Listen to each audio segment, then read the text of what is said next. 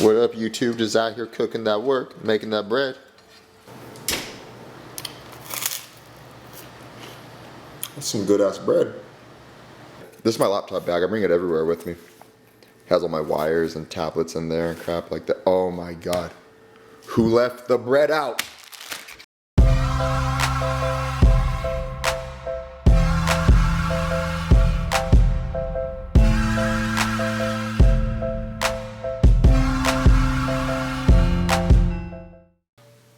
I think something needs to be talked about and addressed, but a lot of people don't address it the right way. And I think that they're trying to, and they have the right... Give me 1 second, I need more caffeine. Let's make some coffee really quick. Ah, my god. There's a lot of crazy shit going on. I think a lot of that has to do with confusion between everybody. The obvious thing is that everyone needs more communication, right? I mean, that's just the key to everything, I would assume, whether it's relationships or work or any goal where you're working with a bunch of people. All of us working together, whether we're talking a universal sense or just our country, everyone communicating and knowing what everyone means. At least that's how I think. You have people who don't understand and are kind of scared of the phrase Black Lives Matter, and then you have people who get it. This isn't a right or wrong issue. This isn't something that can be argued, right? Because it's obvious that all Black lives matter, right? So when people have anything to add to that, you definitely get the feeling that it's relatable to the phrase, I'm not racist, but I get that Black lives matter, but no, there is no but.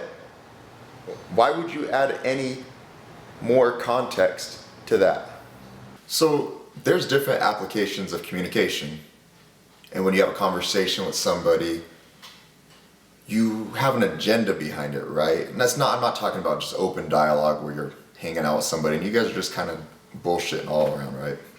I'm talking about when you're trying to make a statement and you have meaning behind your words for some other greater purpose. People are confused and they think that when the phrase Black Lives Matter gets thrown around, they think it's a declaration, like they're segregating themselves and they're just adding to the problem of racism and all this different stuff. When it's not even that, it's completely the opposite. This is not a declaration, right?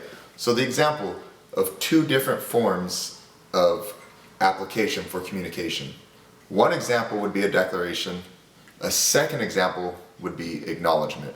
And these aren't the only two, these are just examples. Declaration would be an example of segregation for the term Black Lives Matter, right? We're declaring Black Lives Matter, but it's not like that. Nobody is declaring that only Black Lives Matter. This is a statement of acknowledgement. This is not some phrase to separate anyone from the rest of the country. It is acknowledgement for a specific group of people who we can't deny. There's a bunch of them being killed. Black people are dying. And I don't understand how people don't want to acknowledge that. And I'm not going to get too far into the racism part because we don't need to analyze it. We already know it's here. Why would we analyze something that we already know is alive? You always hear the devil doesn't look like a little red guy with a pitchfork and horns and all that crazy stuff, right? And that's kind of like imagery for a lot of other things. Racism doesn't always come in the form of hatred. It doesn't always come in the form of just shunning people purposely. The way that stereotypes and the thinking of other people who are completely illogical and wrong for having negative thoughts about anyone of color leaks over even into the good people, even to people who don't have anything against anyone, the people who love everybody. You can have a police officer, right? And he's colorblind. He has friends that are black. He has friends that are Mexican. He has friends that are any ethnic background you could possibly think of, any race, any color. Let's say that he would never think anything bad about a black person, for example. But for whatever reason, because of the area he was brought up in, or the country that he lives in, or the stuff that he's heard his whole life, he sees a black person And he doesn't think anything wrong about them, but he gets slightly nervous around them. And I don't mean nervous to the point to where he's acting different, but just subconsciously a little bit, he's made a note in his head, I better watch this guy. Or let's say there is a lady who walks into a store and she walks past a black man. She, clutches her purse slightly. She doesn't dislike that guy. She doesn't know him. She has nothing against him. She probably has friends that are black. But just the simple subconscious acknowledgement of, I'm gonna, clench my purse really quick.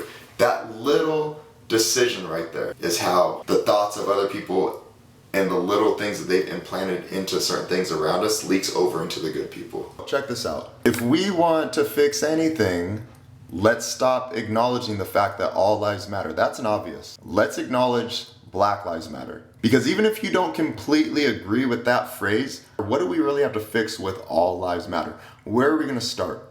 Now that that was said, let's take a puppy break.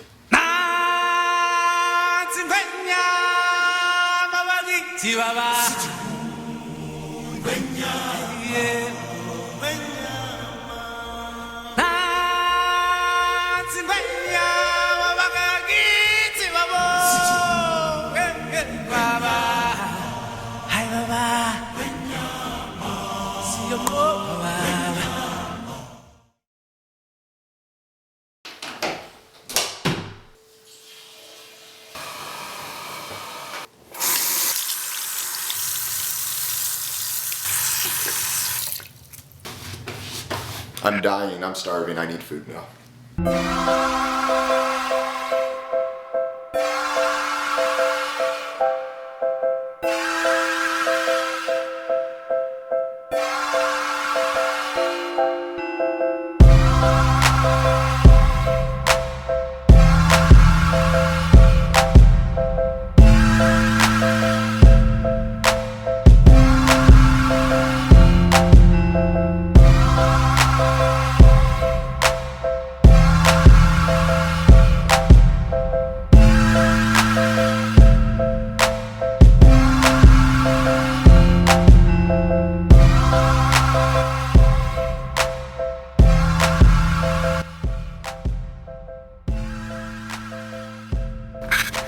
Good, that's a little baby symphony right there. She has Amanda's nose. You're saying my top lip because she has the indent right there. Hey, is she gonna come out looking like a ghost like that? That's so crazy to me. This is remarkable technology. I can't believe our TV's that clear.